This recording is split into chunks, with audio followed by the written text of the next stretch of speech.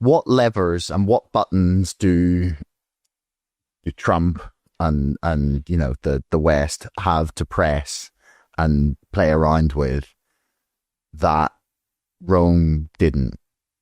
So, we're looking at, we can look back and say, okay, well, the Roman Empire, there was not the sort of level of economic growth. They hadn't quite invented fractional reserve banking. It was very agrarian, sort of agriculture-based economy. And they hadn't invented the money printer as such. What things can we do to prevent the same thing happening in the West? Theoretically, like how could we prevent the peripheries, invading, essentially, maybe not militarily exactly, but economically, like how do we stop the peripheries overtaking the core and watching this fragmentation happen that you've discussed? We can't prevent the periphery becoming ever more, closer to the core. It's going to continue rising. It's going to remain the fastest growing part of the world economy.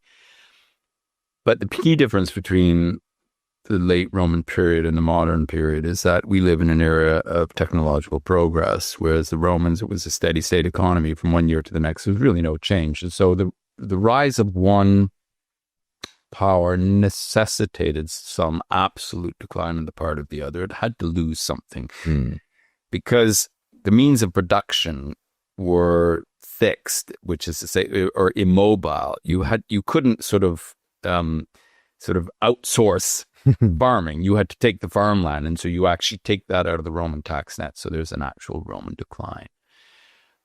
Today, we don't need to do that. We can actually envision a world in which we continue to grow at probably something close to 1% a year, maybe a bit less, but certainly, we don't have to go backwards because the global periphery is rising. Mm-hmm. If we had if we took a more of a partnership view and we said, okay, what are the things we can actually collaborate on and cooperate on, as was done in the early stages of globalization. And that was done fruitfully. I think the problem, as I say, was not that it was happening. The problem was that the beneficiaries of these were so restricted to a small number of asset owners that it turned the mass base of the regime against that particular regime and undermined it.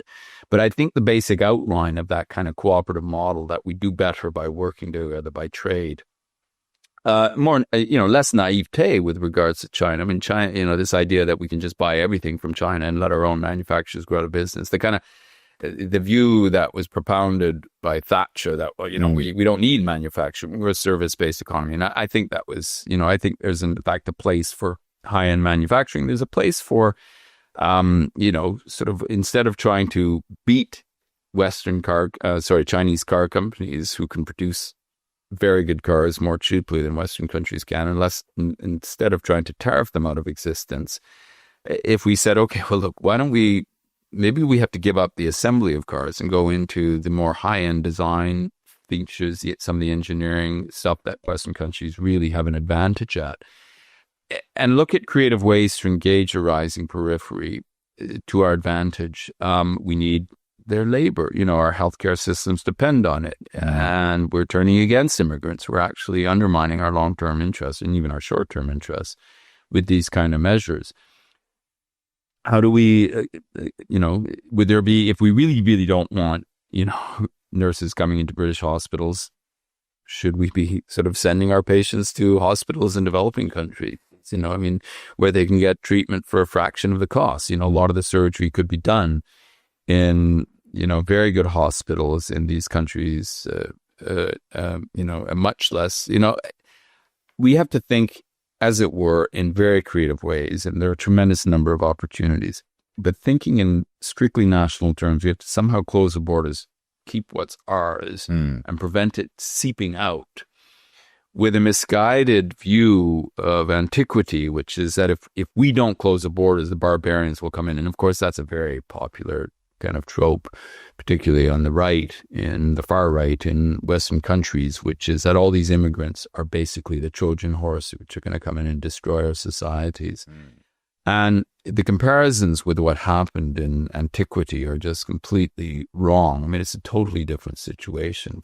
For one thing, these immigrants aren't forcing their way into Western societies. They're actually being invited in. If you look at all the Mexican immigration that's coming to America, including illegal immigration, if you look at where it's going into labor scarce areas. That's a demand factor, which is even stronger than the push factor. It's not, yes, there is an element of push of people sort of, collapsing society like Venezuela, producing a lot of restless people, but they're going to America because American employers are hiring them. If they weren't, they wouldn't be going there because they'd be going and living on the streets and going hungry and pretty soon dying of exposure. So I think there's a real dishonesty and unwillingness to sort of face up to the reality of what's going on and to address it. And sadly, virtually all politicians are doing this. That's not to say that, large-scale immigration is not disruptive. It is disruptive to a society. It is a challenge. And I think that's also a challenge for politicians to be more honest, because we have this sort of bifurcation between those who say immigration is all bad and those who say, oh, it's absolutely harmless. There's nothing wrong with it. It's a challenge to bring, to change literally the complexion of a society this rapidly. But it's a challenge that can be met to the advantage of all parties. Right now, we're doing it in a way that is disadvantaging all parties, but is going to do more harm to the developed countries than to developing countries. Yeah, I would say. I mean, there was a lot of arguments I heard during the Brexit campaign that talked about the theft of like the university class from Eastern Europe, basically, into Germany, France, the Netherlands, the United Kingdom, Ireland, and people talked about how much countries like that had lost in brain drain as people sort of left for better paying jobs in London, in Paris, in Amsterdam.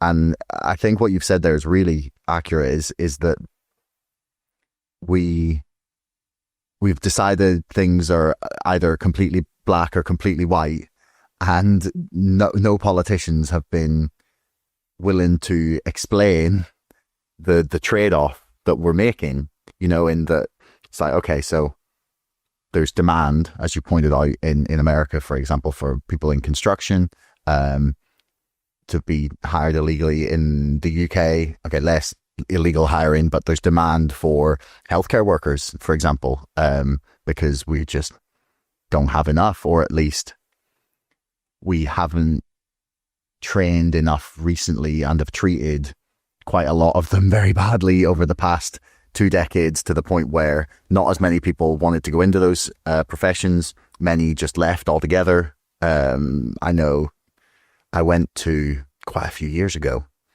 I went to this consultation for the NHS for a local hospital, and they were talking about how, they couldn't get the nurses to cover the shifts, so they had to bring in agency nurses. And I went back and forth with them for 10 minutes. I was like, so you're saying that in the whole country, there are enough nurses, they just don't want to work for you? It's because they just, been poorly treated. And we either have to, if you want to say, okay, we want less immigration, you have to say, okay, so there's going to be shortages in this area, and we have to then immediately start training people right now and start hiring people at higher wages who have maybe left the professions. In the meantime, it's a trade-off that people just aren't willing to discuss, like politicians especially. It's because it's neither is a fun choice. Do you know what I mean? Neither, not fun, that's a poor word, but neither is like this perfect option. There is no wonderful solution. There's only trade-offs. Yeah. I mean, you take something like the Brexit vote. I mean, the Brexit vote would be a perfectly reasonable option had it been coupled with the trade-offs. So, for example, I would have favored sort of a debate that framed it as, we can have Brexit, but if we have Brexit, we have to scrap the triple lock on pensions, first off. Secondly, we'll have to scrap a lot of the treatments we do under the NHS. We simply won't be able to generate the resources needed to do it. And you go through the list of the adjustments, but certainly starting with triple lock on pensions, there's no way you can sustain that with the existing labour force. And of course, there isn't a politician in the land who will say this. They'll say they're going to, it's ironclad and it'll stay, they're not going to reverse Brexit. And so we're stuck in this kind of stasis where we're stagnating, and we'll continue stagnating, or we'll continue going backwards.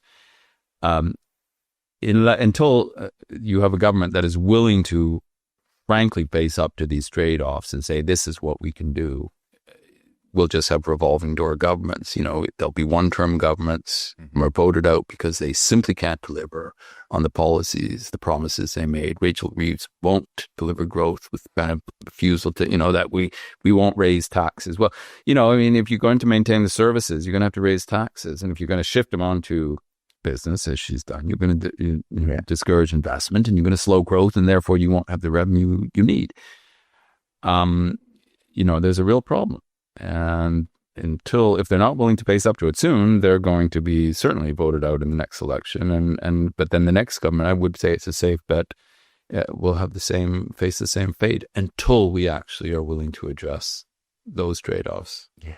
Good news, everyone. My book about GameStop, the craziest story ever told, is now finished. Well, almost. Still waiting for the final draft. So, in the meantime, I think you should look at pre-ordering it or any one of the multiple fantastic, beautiful t-shirts that I have designed in order to sell with the book. Thank you, everyone, for your patience over the last 2 years while I have been finishing it very slowly. And I am really, really excited for people to read it. Link is in the description below. Enjoy the podcast.